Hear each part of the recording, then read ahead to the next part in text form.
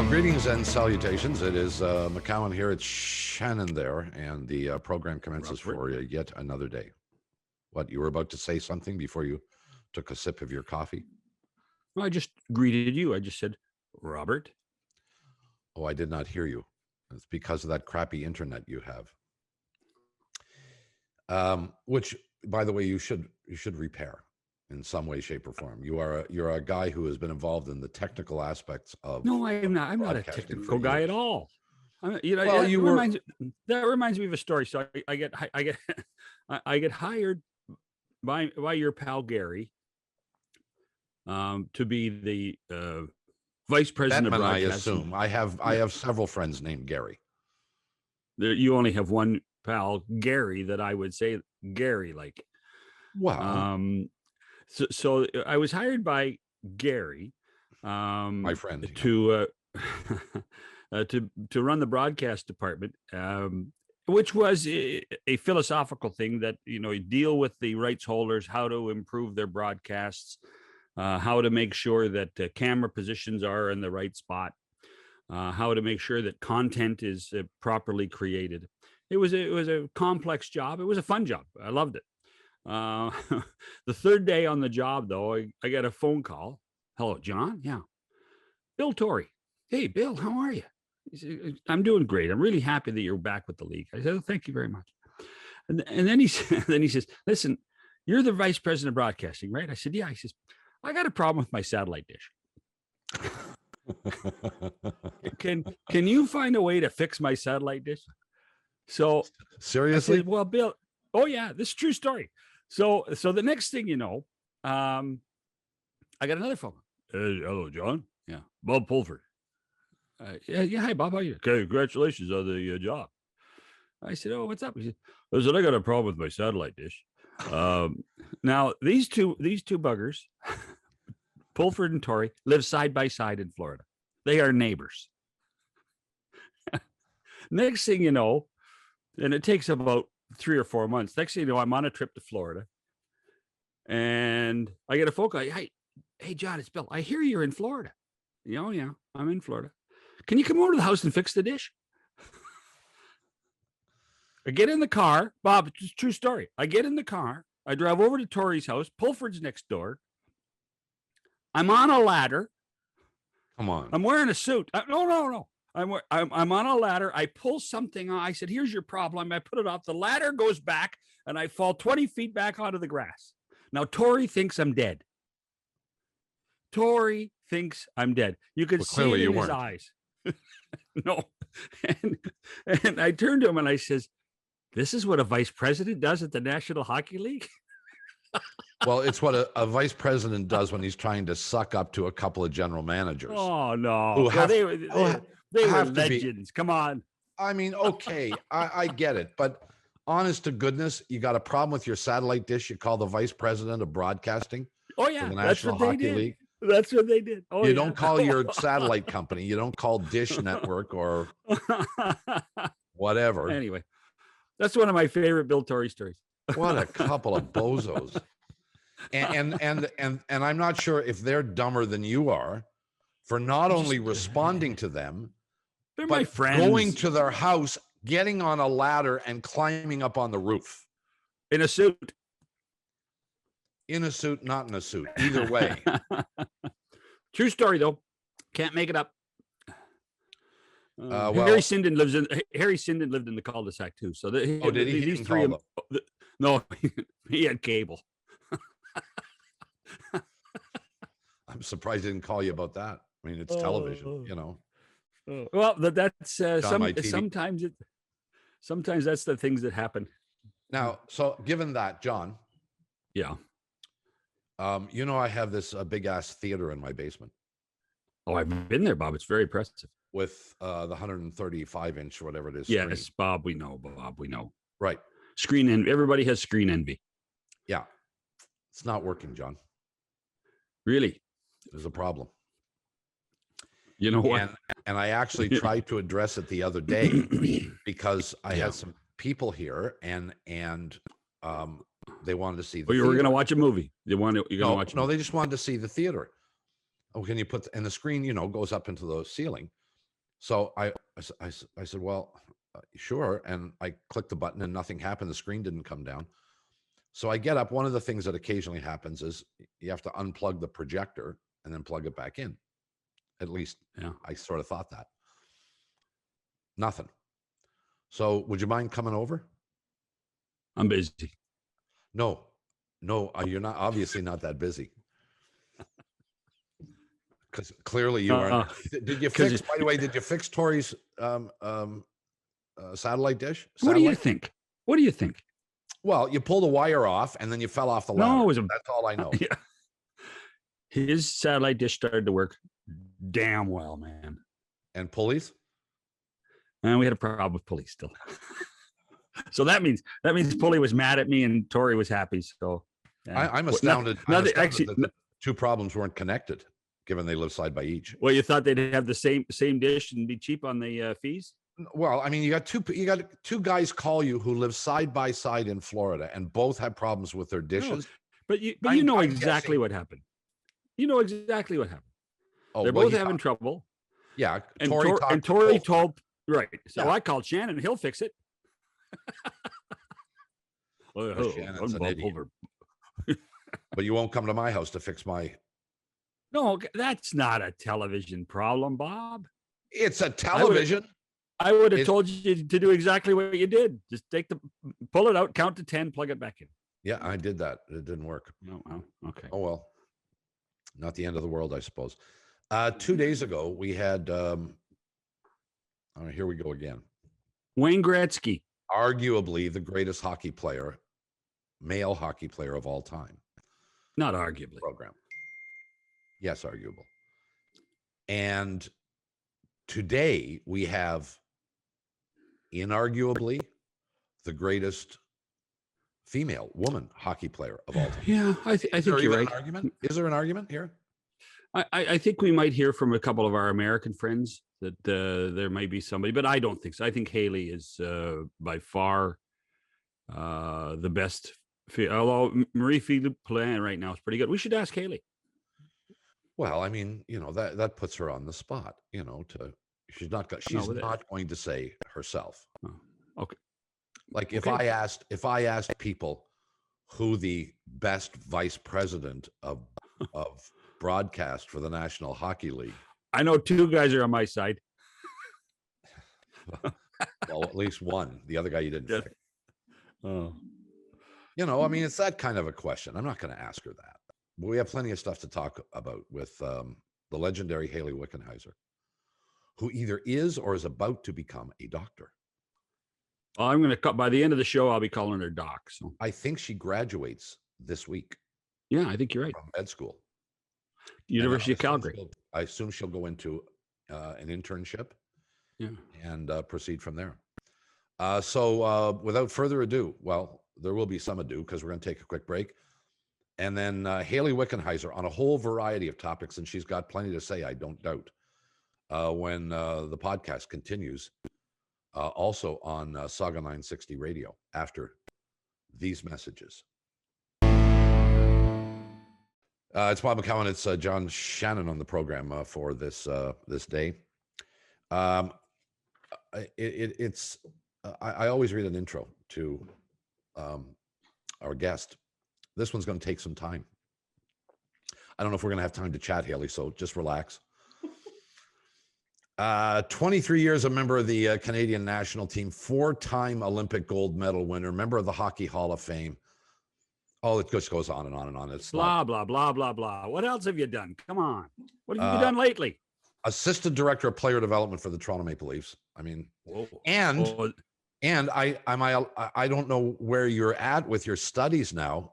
We can't call you doctor yet, can we? Or can we? I suppose you could on, I guess, officially May 12th, but I'm done. So yeah. May 12th. Well, that's not very long, less than a week away. And then what? What's the next step for you? Internship? You call it's residency, which is essentially specialized training of what you want to do with medicine. And you know where you're going to go for that? Yeah, I'm going to be doing my residency in Toronto, so I can continue to work with the Leafs and do my job there and be at the rink a bit more often. And it's been a tough year because of every time commuting from Calgary to Toronto, as I have been doing the last few years with the pandemic. Every time you want to go into the rink, it's an 8-day quarantine. So it's been a long go. Yeah. And is it accurate that you just got your COVID shot like a couple of weeks ago, recently? No, I am fully vaccinated, but I guess I got my second shot in mid-March. So I got my first shot. So let's while we're on the topic of vaccination, for those people who are watching this show, you are wearing your promotional T-shirt to say, "Hey, everybody should get vaccinated." So here's your platform, Hayley. Go.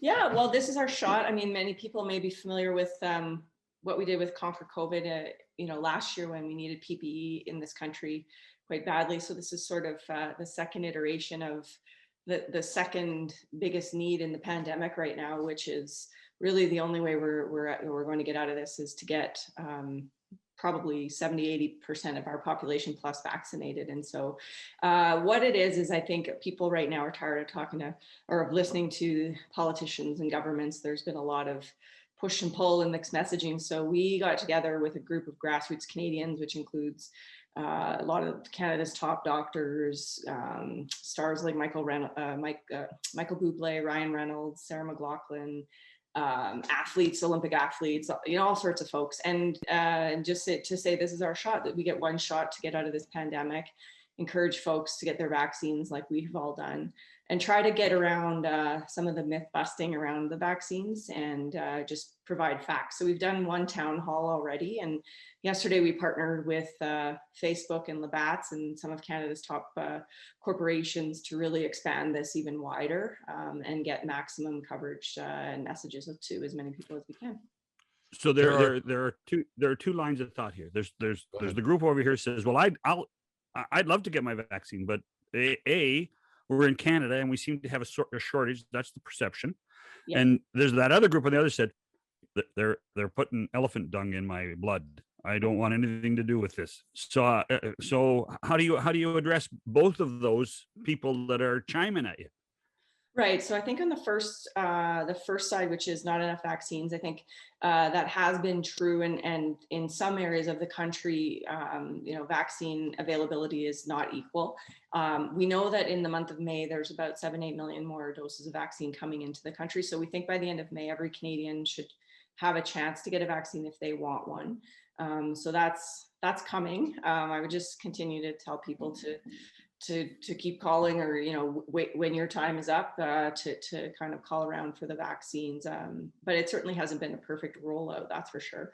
On the second group, the anti-vaxxers, it's hard because many of the folks that we see in the hospital are unvaccinated. So we know that the vaccine can really decrease the chance of serious illness like stays in hospital and ICU admissions by a significant amount. And so while they're not perfect and fail-proof, getting a vaccine is going to really dramatically reduce your risk and everyone else's risk to get really sick. And I think, sometimes with folks that if you don't want to get a vaccine, you can't reason with those people, but all we try to do is to provide the facts as we know it, and the research out there, which the latest research says getting vaccinated is a far safer thing to do than not with COVID. It's intriguing because the United States is encountering a similar problem in the second sense. They obviously had many more vaccines available before Canada. Yeah. And I think they make their own. Well, exactly. So I think over 300 million people have had, or 300 million vaccines have been administered in the United States. Mm-hmm. 10 times, more than 10 times what Canada has had. But the intriguing thing here, Hayley, is that what we are hearing in the US is that it is primarily, not exclusively, but primarily Republicans who are in that second category of refusing to take the vaccine. Is there, where does that fit politically or economically or socially in Canada? Is there any commonality to the list of people that are saying, I'm not getting the vaccine? Well, I'm not sure. I haven't talked to enough to do a poll on it, but I know that as of this morning, I just looked, it's 14.1 million vaccines have been distributed in Canada right now. So well, I guess about a third of our population, if you have it. And I think a lot of that sentiment, I'm in Alberta. So what I see in Alberta from the anti-vaxxers is that crowd, I think, but not to put everyone in the same box. I also, I also have like some of my friends and family, some of my teammates text me and say, hey, should I get the vaccine? Like, I don't know what to do. And, should I get AstraZeneca? Should I get Pfizer, Moderna? And my comment to people is the first one that you can get is what you should get right now, just because of the odds. But as far as what an anti-vaxxer looks like, I think they come in all shapes and sizes right now, to be honest. And if what I see in the hospital is any indication, but it's certainly that type that gets the media, I think, around it. Well, and I don't want to be presumptuous here, but you witness this kind of stuff. Are we wrong to assume that a significant percentage of those who have not been vaccinated and who are going to be reluctant to be vaccinated when they have the opportunity are the younger people?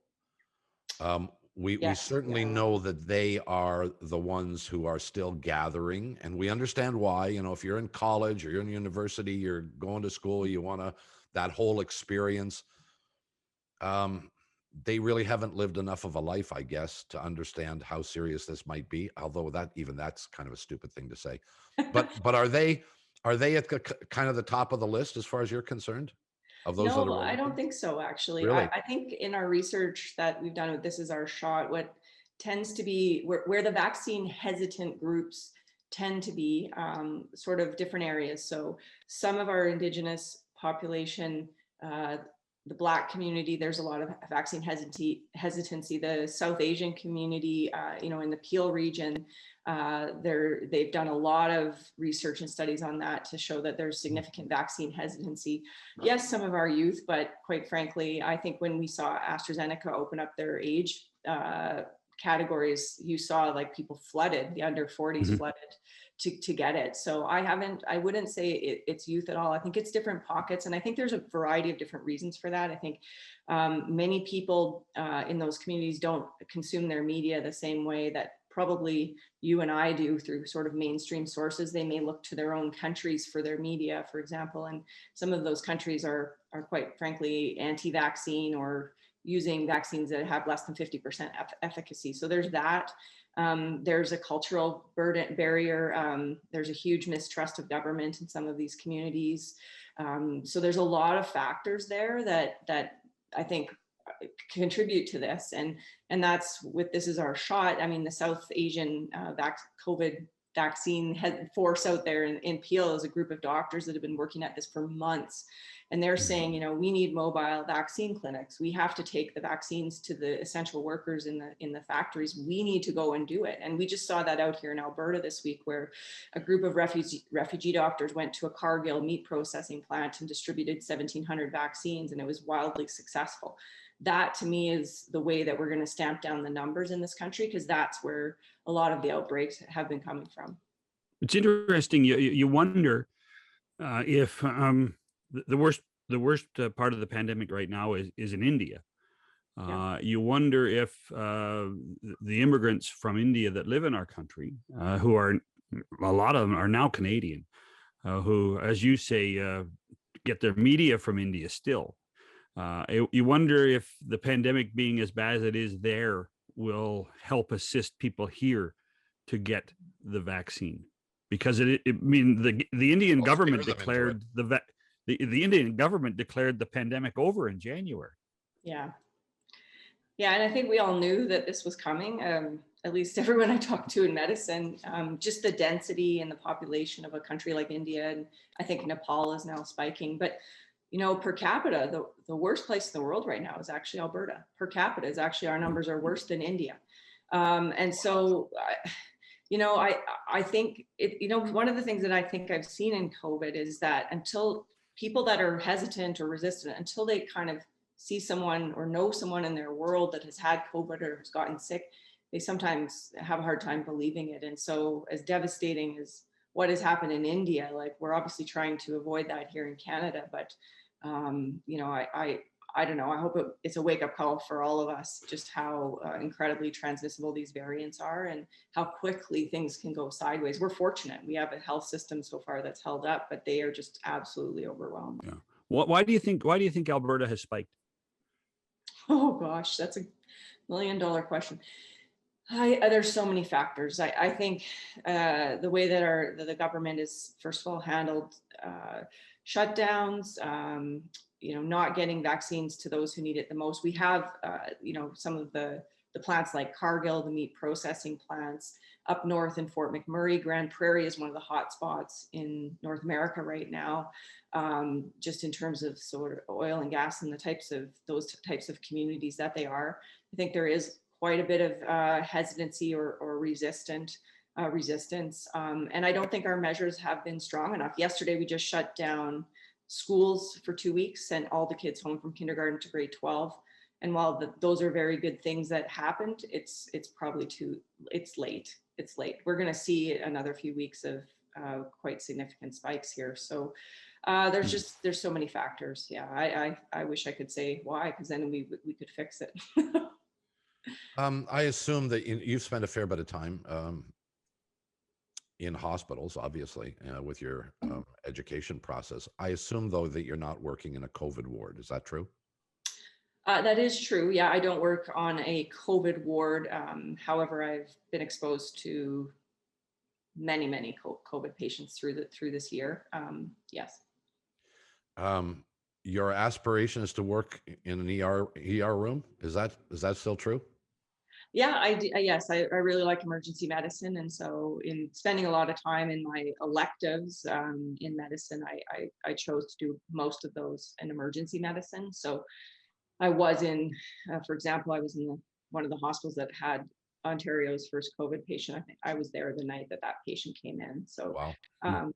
Yeah, so there's been some interesting experiences, you know, even in the family medicine clinic. I was in a rural Alberta hospital, and I did just a routine physical exam on a gentleman and found out 2 weeks later that he was COVID positive at that time. And so I know that the PPE works. I know that masking works and taking those measures works, because I otherwise probably would have gotten COVID.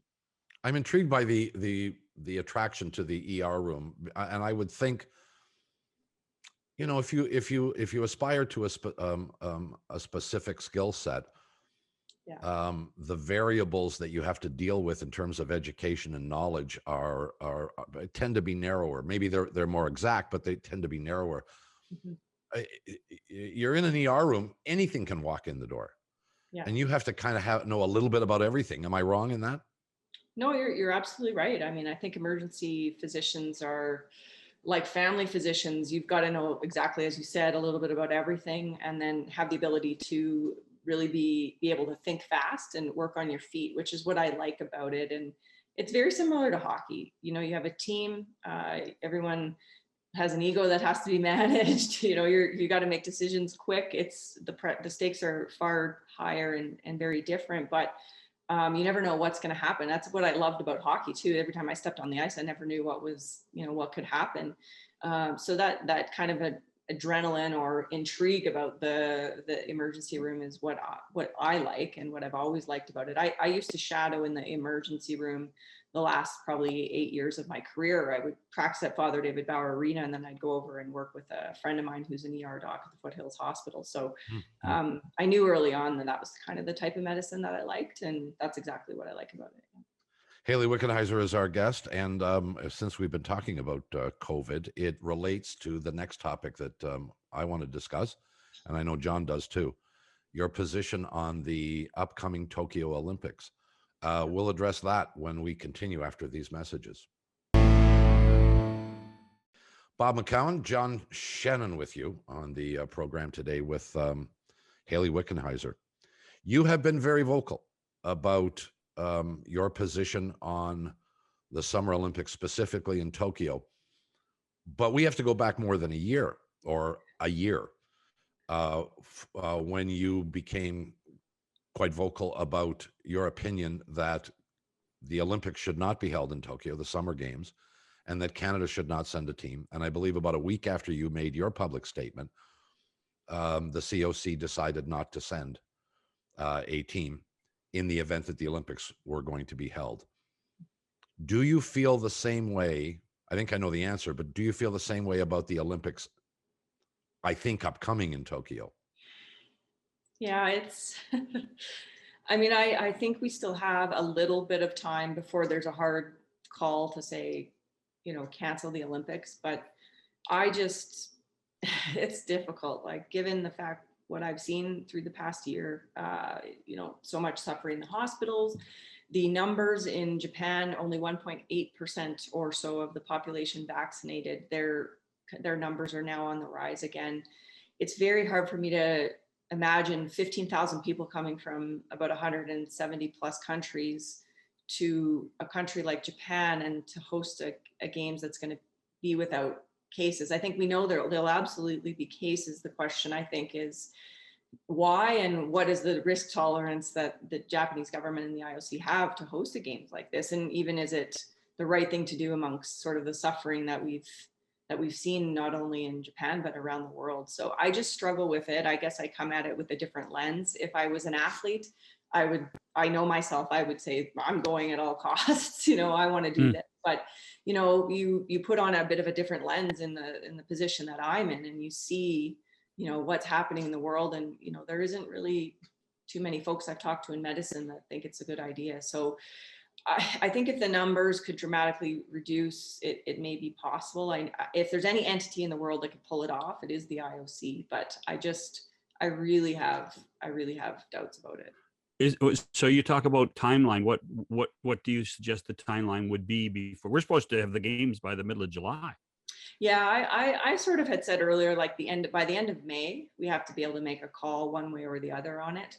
I think that the IOC is going to forge ahead no matter what. I'm just concerned at what the costs may be and the fallout may be. And I've also said that, if Canadian athletes if the Olympics are going to happen, Canadian athletes are going, then they should be fully vaccinated and well in advance. I think it's the least that we can do as a country to send these athletes over there. But I know there's a lot of athletes that are like, I don't care, I'm going. Like I probably would have had the mentality. And then there's a lot that have a lot of anxiety.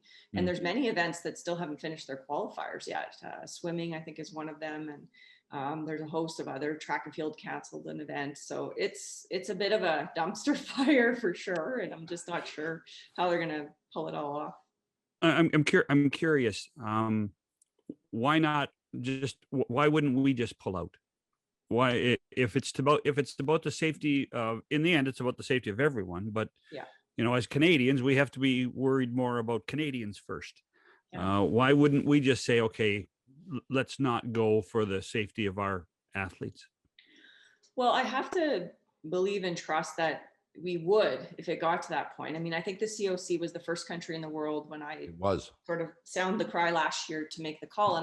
And I know that they will do the right thing, because when I had sent that tweet, I had a conversation just shortly after with Mark Tewksbury and Becky Scott, two athletes that I respect a lot at the IOC level. And shortly after then, Tricia Smith, who's the president of the Canadian Olympic Committee. And it wasn't a hard argument. It was just, the way in which they wanted to approach it was different than the way that I did, being a larger entity. So I think there's been a lot of careful consideration around this. I've certainly talked to the COC a number of times, and I think they're just trying to balance everything and weigh the safety measures. And obviously, I don't know what changes day to day and on the ground in Tokyo. We have to trust, I guess, that our Canadian doctors and officials wouldn't put our athletes into harm's way. But I guess I have to, I feel that I have to ask the questions so that, to keep that accountability, because the games is big money, politics, all that stuff.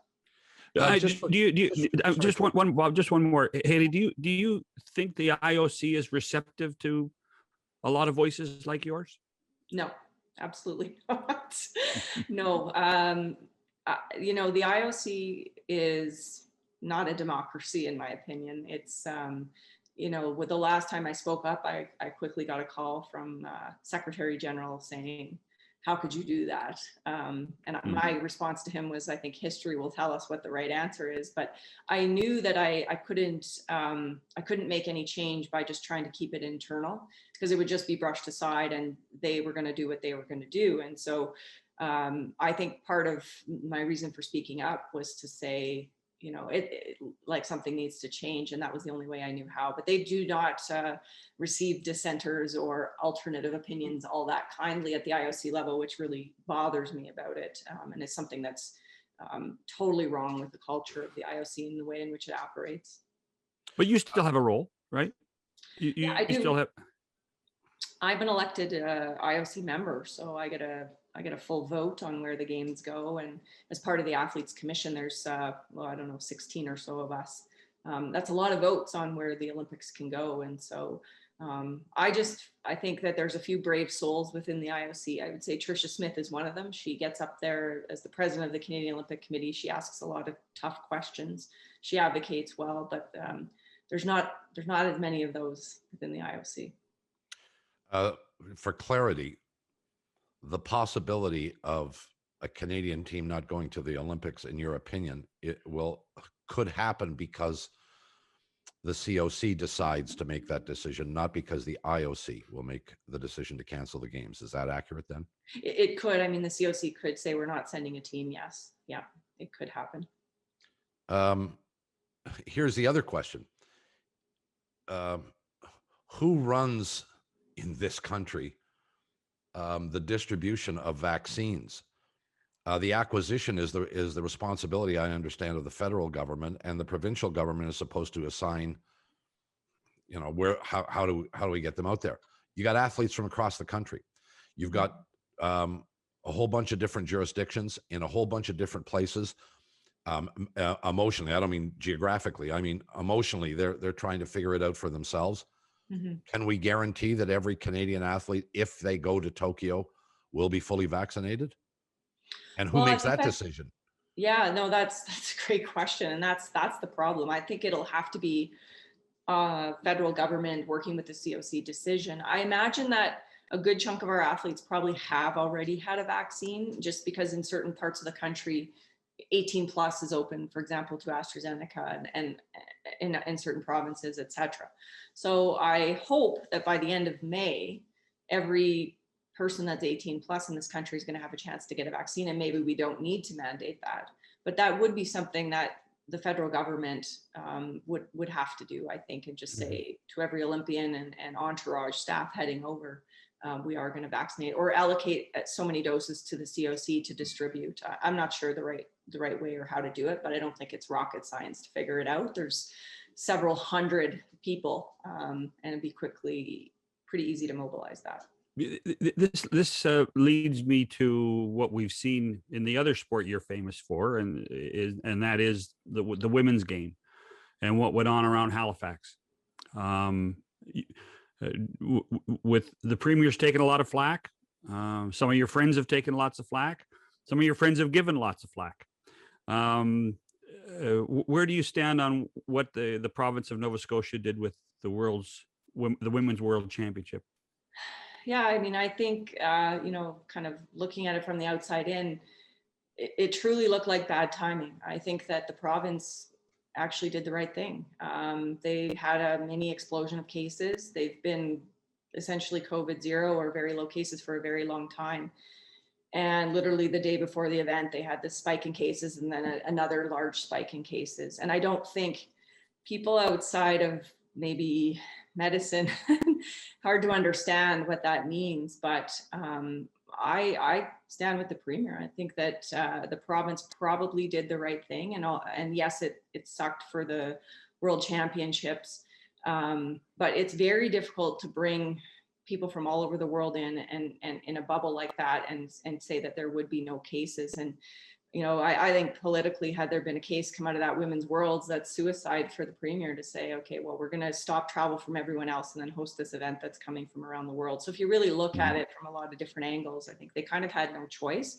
And the spike in the cases, given that they've been very consistent in all of their measures throughout COVID, and one of the provinces that's really nailed it from the start, in terms of lockdowns. I mean, they stayed true to what they've always done, and you have to respect that. You also have to respect the transmissibility of these variants and the position that our country is in right now. So I mean, I can't fault them. I know that people are upset.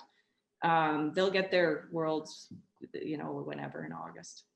Well, sounds like it's going to be in your. It sounds like going to be in your town right now. It's going to be in Calgary in August. So yeah, that's what I'm hearing. So makes sense. We're pretty wide open here. Why not? Well, and there's no doubt that being in a bubble has helped in terms of sport. We've seen that in basketball. We saw it in hockey last year in the National Hockey League. And the minute you get out of the bubble, you're in a whole different environment.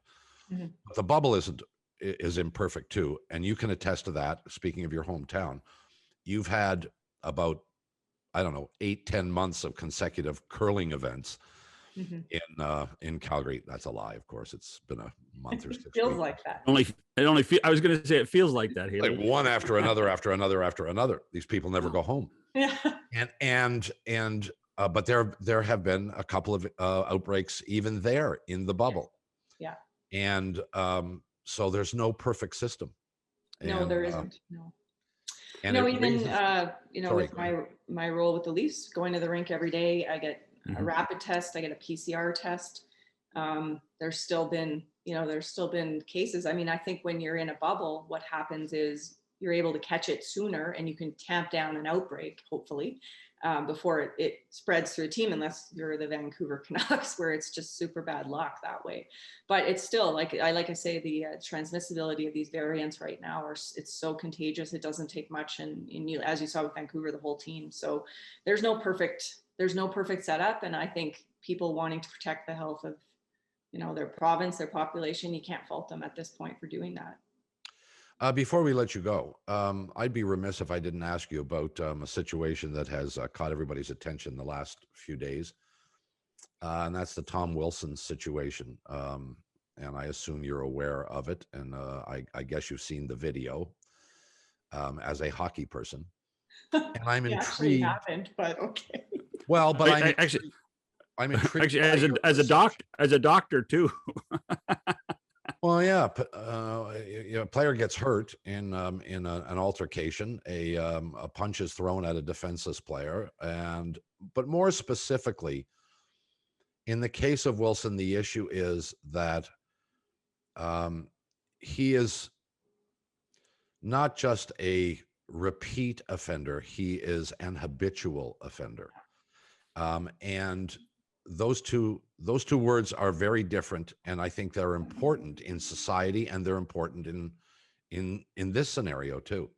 Do you have an opinion on whether an athlete who repeats actions over and over and over again that are considered finable and suspendable, because he's been suspended a number of times, can you get to the point where it's too much?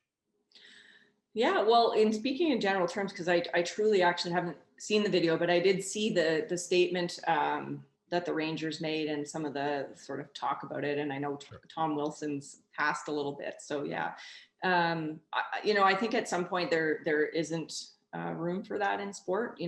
Tom Wilson aside, just any athlete, that the repeat type offender that's been multiple, fines and hand slaps and things like that. At some point, the sport has to police itself and say, do we want this type of behavior within the sport or not? And so what's the threshold for that? I think in sport, these instances aren't, one-off. They should be looked at as a cumulative, almost track record or resume for a player. And in his case, he definitely has quite a few of those. So I know people were upset. It was like a $5,000 fine, I think, for it. And it seems pretty low considering what's happened in the past. So you got to wonder what the criteria here is, and also like the integrity of the sport and the safety of the athletes. I think no athlete goes out there to get hurt. You know that you could, and you take that risk happily, but you don't go out there willingly knowing that someone's out there to try to hurt someone else. I just don't think that that's part of pro sport or any sport, really.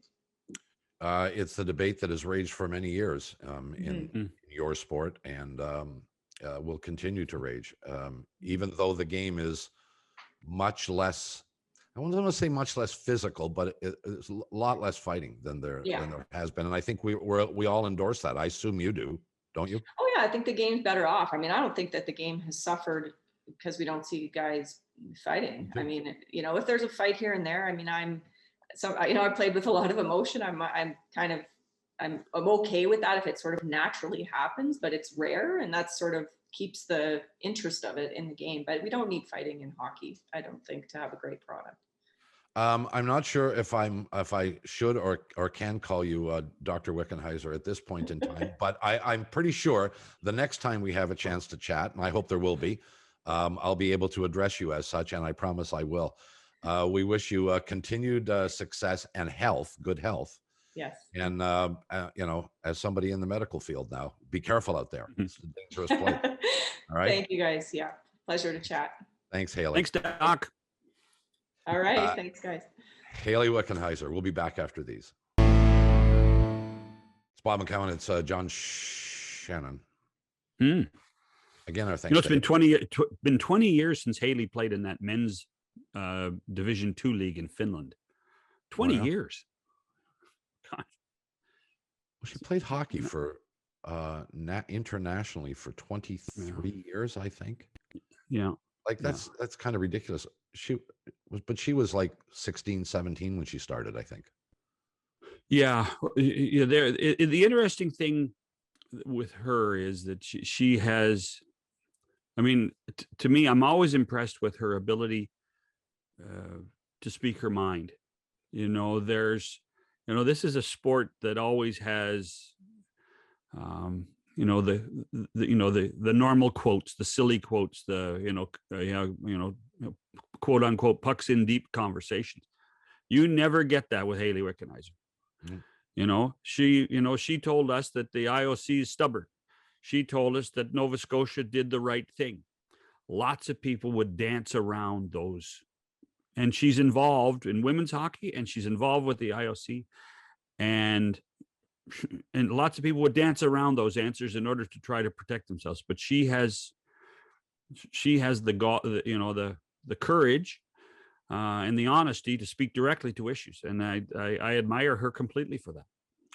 I thought the issue of the Olympics from a COC perspective and the athlete's perspective really is an intriguing one.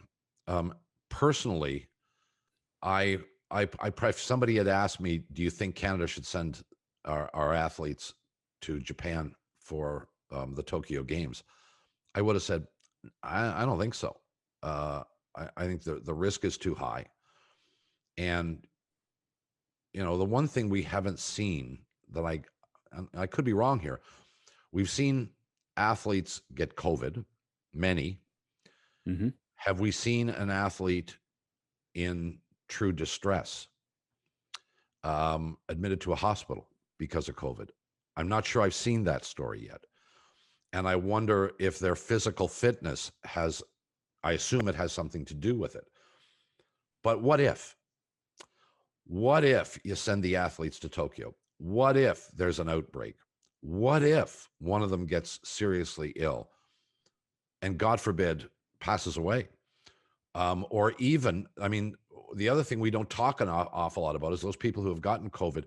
There are many who've had it a year ago and still have not recovered. But the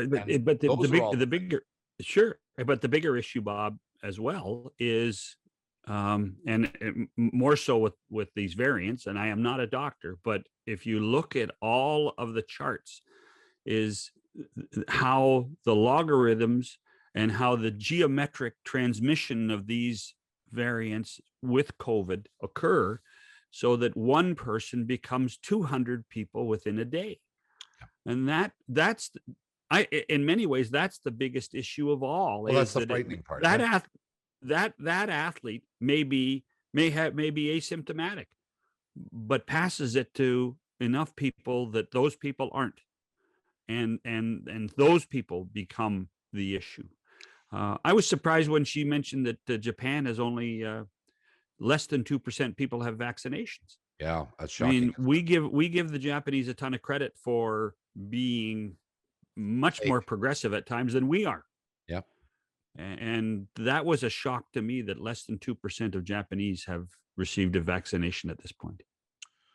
Well, it has not been uncommon in that part of the world to see people wearing face masks even before COVID happened. Sure. For pollution. I remember, listen, my first trip to Japan was in 1997. And I would tell you that 1 out of 5 people on the street then wore masks. There you go. Yeah, but Well, that was for pollution. That was for pollution more than anything Exactly. else. Oh yeah, sure. But you saw nobody do that in North America at that time. We looked at those people like they were weird. Yeah. You know? Before we go, would you send Canada's athletes to Tokyo? If you can assure me that it's 98% safe, the answer is yes. You'll never be able to do it. Then I'm going to have to think about it. And by the way, I regret having to cut her off because I want to know about Beijing too. What do we do in Beijing? We got another Olympics in February of 2022. Yeah, it's not that far away. And with a lot of indoor sports where with a lot more and other political issues involved in China as well, in addition to the pandemic. We got to go. We thank you for listening again. Our thanks to Hayley Wickenheiser. We'll see you again tomorrow. Goodbye.